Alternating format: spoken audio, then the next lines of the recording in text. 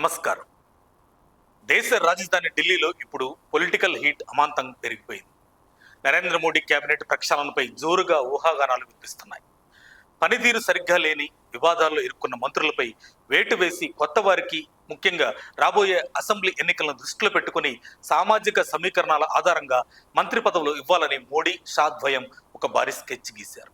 అయితే ఈ కేబినెట్ ప్రక్షాళన ప్రకంపనలు ఇప్పుడు తెలంగాణ బీజేపీలో తీవ్ర ఉత్కంఠ రేపుతున్నాయి.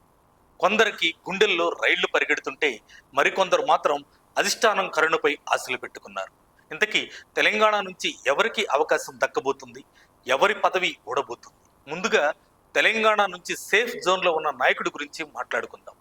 ఆయనే కేంద్ర మంత్రి జి కిషన్ రెడ్డి. పార్టీలో వివాదరహితుడిగా, అధిష్టానానికి అత్యంత నమ్మకస్తుడిగా కిషన్ రెడ్డికి పేరుంది. ఆయన పనితీరుపై కూడా ప్రధాని మోడీ సానుకూలంగా ఉన్నారని తెలుస్తోంది. కాబట్టి ప్రస్తుతానికి కిషన్ రెడ్డి తన కేబినెట్ ర్యాంకును, మంత్రి పదవిని సురక్షితంగా నిలబెట్టుకుంటారని ఢిల్లీ వర్గాల్లో స్పష్టమైన సమాచారం ఉంది. ఆయన సీటుకు వచ్చిన డోకా ఏమీ లేదు. కానీ అసలు ట్విస్ట్ అంతా ఇక్కడే ఉంది. ఫైర్ బ్రాండ్ లీడర్, కేంద్ర సహాయ మంత్రి బండి సంజయ్ పరిస్థితి మాత్రం ఇప్పుడు పూర్తిగా డైలమాలో పడింది. నిజానికి తెలంగాణలో బీజేపీకి మాస్ ఫాలోయింగ్ తెచ్చిన నాయకుడిగా బండి సంజయ్ కు మంచి పేరుంది. కానీ ఇటీవల ఆయన ఎదుర్కొంటున్న పరిస్థితులు ఆయన పదవికే ఎసరు తెచ్చేలా మార్చాయి. ముఖ్యంగా ఆయన కుమారుడు బండి భగీరథ్ ఫోక్సో కేసు వ్యవహారం బండి సంజయ్ కు ఒక పెద్ద సన్ స్ట్రోక్ లాగా తగిలింది. ఒక కేంద్ర మంత్రి హోదాలో ఉండి కుటుంబ సభ్యులు ఇలాంటి తీవ్రమైన కేసుల్లో ఇరుక్కోవడం పార్టీ ఇమేజ్ కు డ్యామేజ్ చేస్తుందని బీజేపీ హైకమాండ్ తీవ్ర అసంతృప్తిలో ఉన్నట్లు సమాచారం. నైతికంగా ప్రతిపక్షాలు దాడి చేస్తున్న వేళ బండి సంజయ్ పై వేటు వేసి ఆయన్ను మంత్రి పదవి నుంచి తప్పించి పార్టీ ప్రచార బాధ్యతలు అప్పగించే అవకాశాలు మెండుగా కనిపిస్తున్నాయి. మరి బండి సంజయ్ మంత్రి పదవి కోల్పోతే ఆ స్థానంలో ఎవరికి ఛాన్స్ దక్కుతుంది? సరిగ్గా ఇక్కడే బీజేపీ చాణక్య వ్యూహం తెరపైకి వస్తుంది. తెలంగాణలో మెజారిటీ ఓట్ బ్యాంక్ 56% ఉన్న బీసీ వర్గాలను ఆకర్షించడమే లక్ష్యంగా కమల్నాథులు పావులు కదుపుతున్నారు. బండి సంజయ్ ద్వారా ఏర్పడిన బీసీ కోటా ఖాళీని మరో బలమైన బీసీ నేతతోనే భర్తీ చేయాలని అధిష్టానం ఫిక్స్ అయింది. దీనికోసం ప్రధానంగా ఇద్దరు నేతల పేర్లు ప్రముఖంగా వినిపిస్తున్నాయి.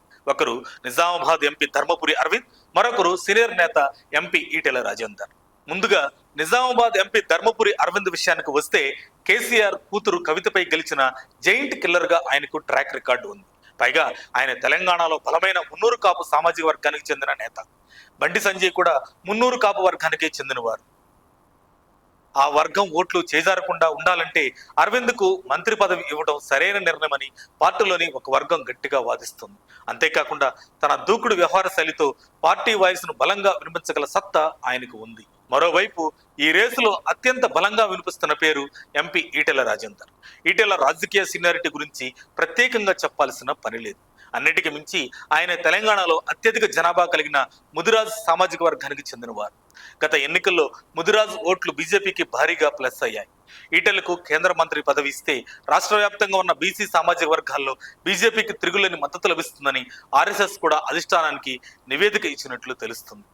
పార్టీ మారినప్పటి నుంచి ఈటెలకు తగిన గుర్తింపు ఇవ్వాలన్న ఆలోచనలు మోడీ, అమిత్ షా కూడా ఉన్నారు. మొత్తానికి బండి సంజయ్ కుమారుడి వివాదంతో వచ్చిన ఈ కుదుపు ఇప్పుడు ఈటెల రాజేందర్ లేదా ధర్మపురి అరవిందుల రూపంలో కొత్త అవకాశానికి తలుపులు తెరిచింది. సామాజిక సమీకరణాలను పక్కాగా లెక్క వేస్తే మోడీ, షా ద్వయం కాపు సామాజిక వర్గానికి చెందిన అరవింద్ వైపు మొగ్గు చూపుతారా, లేక ముదిరాజ్ సామాజిక వర్గానికి చెందిన సీనియర్ నేత ఈటెల రాజేందర్ కు పట్టం కడతారా అనేది మరికొద్ది రోజుల్లోనే తేలిపోనుంది. మరి మీ ఉద్దేశంలో తెలంగాణ నుంచి కేంద్ర మంత్రి అయ్యే అర్హత ఎవరికి ఉందనుకుంటున్నారు? అరవింద్ కా, ఈటెల రాజేందర్ కా? మీ అభిప్రాయాన్ని ఖచ్చితంగా కామెంట్స్ లో పంచుకోండి. ఈ విశ్లేషణ నచ్చితే వీడియోను లైక్ చేయండి. మరిన్ని అప్డేట్స్ కోసం మా కాయ్ టీవీని సబ్స్క్రైబ్ చేసుకోండి. మా వీడియో కనుక మీకు నచ్చినట్లయితే లైక్ చేయండి, షేర్ చేయండి. మీ విలువైన అభిప్రాయాలను కామెంట్ బాక్స్లో తెలియజేయండి.